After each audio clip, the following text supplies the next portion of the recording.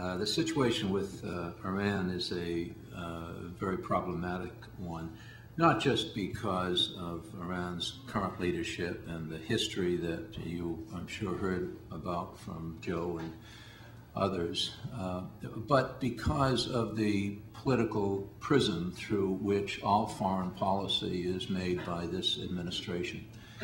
I don't believe that this administration is inclined to reach any kind of constructive dialogue, let alone reconciliation, with Iran's ambitions. And I don't think that Iran's ambitions are as much militaristic as they are diplomatic. I think they're looking for stature.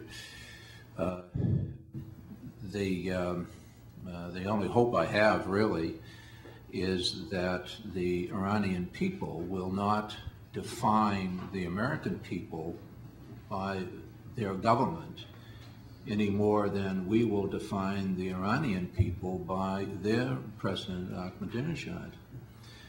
I think that that both are something of an aberration in terms of the long-term foreign policy objectives that the United States has.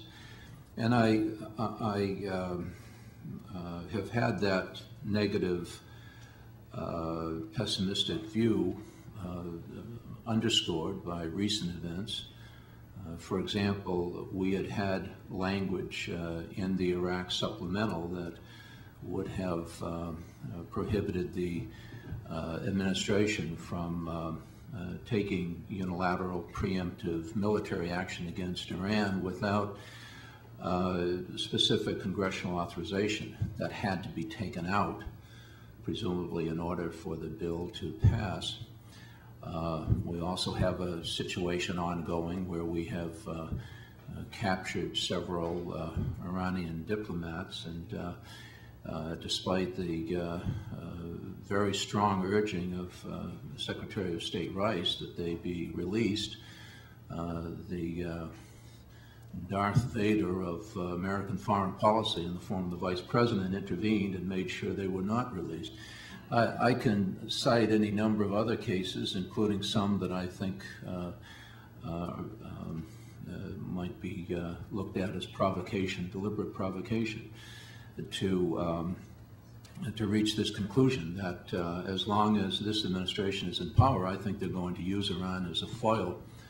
There are some still, primarily the people who brought us this fiasco in Iraq, who think we can win this war by widening it to Iran.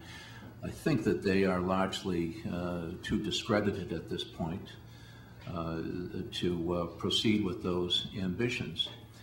But I think this administration generally feels that it needs a looming threat in order for the American people to look to them for leadership. I don't know why else anyone would look to this administration. It's given all their fiscal mismanagement and disinvestment in domestic programs. So as long as there is a threat out there, presumably they have some value to some people. But I think Iran it currently fits that purpose.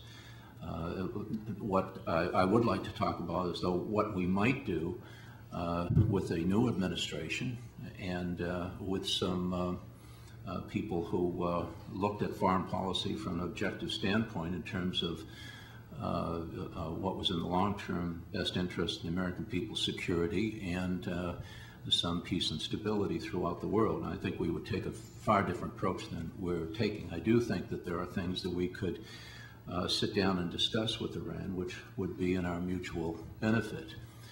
But I have to say, there aren't a whole lot of members of Congress, and let alone our constituencies, who even understand that Iran is not an Arab state,